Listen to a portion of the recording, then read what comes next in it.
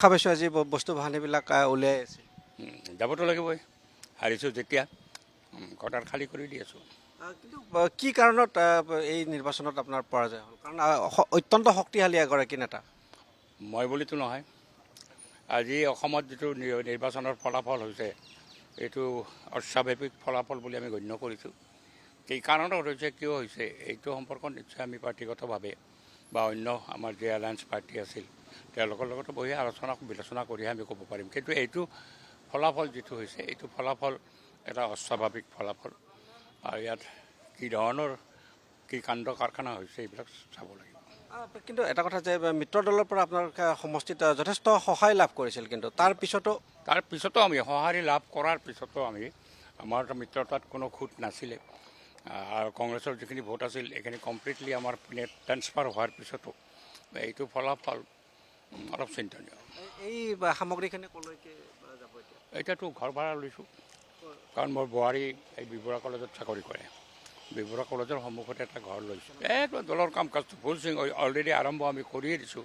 আমাৰো যদি ক'ৰবাত কুটি বিচ্ছুতি আছিল সেইখিনিতো আমি চাই চিতি পেলাই কাম কৰিম। যিসকল জিকিছে যেনেকৈ নিজিকক কিয় তেওঁলোকৰ প্ৰতি শুভেচ্ছা যাচিছোঁ। মোৰ সমষ্টিতে ৰঞ্জিত দাস জিকিছে, মই শুভেচ্ছা যাচিছোঁ, তেওঁ ভালকৈ কাম কৰক আৰু ৰাজনৈতিক যুঁজখনটো চলি থাকিব।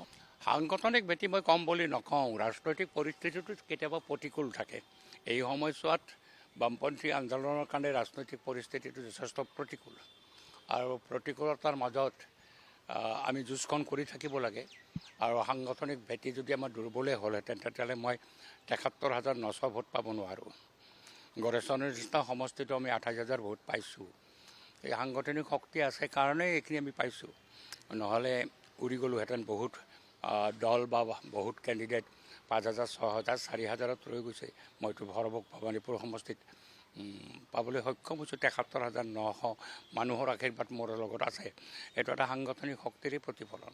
কিন্তু কেৱল অসমতে নাই বা চুবুৰীয়া ৰাজ্য যদি পশ্চিমবংগ আন্তৰ্জাতিকভাৱে কিছু কথা সঁচা নাই, আন্তৰ্জাতিক কেৰালাৰ কথাটোত আমি বিশেষ উদ্বিগ্ন নহয়। কেৰালাত এটা সাংঘাতিকভাৱে পলিটিকেল ট্ৰেডিশ্যন বুলি কওঁ যে এবাৰ এখন চৰকাৰ থাকে, নেক্সট টাইম চৰকাৰখন সলনি হয়, ভোটৰ ডিফাৰেঞ্চ যথেষ্ট কম থাকে। কিন্তু যোৱাবাৰ আমি সেই ট্ৰেণ্ডটোৰ বিপৰীতে দুবাৰ কণ্টিনিউৱাছ জিকিছোঁ, এইবাৰ আমি হাৰিছোঁ। যুঁজখন চলি থাকিব, তাতে হয়তো অহাবাৰ আকৌ আহিম। পশ্চিমবংগততো আমি আহিবই পৰা নাই, পশ্চিমবংগত ডিছমেণ্টেল হৈ গৈছে গোটেই কাৰবাৰটো, কাৰণ মমতা বেনাৰ্জীৰ নেতৃত্বত এটা ছেমি ফেচিষ্ট এটাক তেওঁ এনে পৰ্যায়ত কৰিলে, যিটো পৰ্যায়ত আমাৰ বহু পাৰ্টি অফিচ, বেছিভাগ পাৰ্টি অফিচ তেওঁ কব্জা কৰি লৈছিলে। প্ৰায় ২৪০০তকৈ বেছি কমৰেডক হত্যা কৰা হৈছিল পশ্চিমবংগৰ মাটিত। তাৰ বিৰুদ্ধে মানুহৰ ক্ষোভ, আৰু মানুহে এই খবৰ বিস্ফোৰণ ঘটাইছে। এইবাৰ মমতা বেনাৰ্জী হাৰিছে। মই মমতা বেনাৰ্জী হাৰি বিজেপি জিকাটোত আনন্দিত নহয়।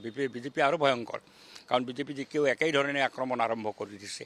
গণতান্ত্ৰিক ব্যৱস্থাটোকে তেওঁলোকে আক্ৰমণ কৰে, কিন্তু তাত মমতাৰ যিটো আক্ৰমণ, সেই আক্ৰমণক আমি তেনেধৰণে মোকাবিলা কৰিব নোৱাৰিলোঁ। আৰু তেতিয়া কৰিব গ'লেতো এটা চিভিল ৱাৰ হৈ যায়। এনেকুৱা পৰিস্থিতিত আমি সেইটো বিশ্বাসো নকৰোঁ তেনেকৈ। আৰু আমি সাংগঠনিকভাৱে এইবাৰ যিটো আমি নিৰ্বাচন খেলিছোঁ, এই নিৰ্বাচনত আমাৰ এটা য়ং ব্ৰিগেডে নিৰ্বাচন খেলিছিল, ভাল ভোট পাইছে, যুঁজখন খুবেই ভাল হৈছে। এতিয়া মমতা গৈছে, ভাৰতীয় জনতা পাৰ্টিৰ বিৰুদ্ধে আমাৰ স্বাভাৱিক যুদ্ধ থাকে, আদৰ্শগত কথা, ৰাজনীতিগত কথাত আমি ভাৰতীয় জনতা পাৰ্টিৰ বিৰুদ্ধে, সেই যুঁজখন চলিব।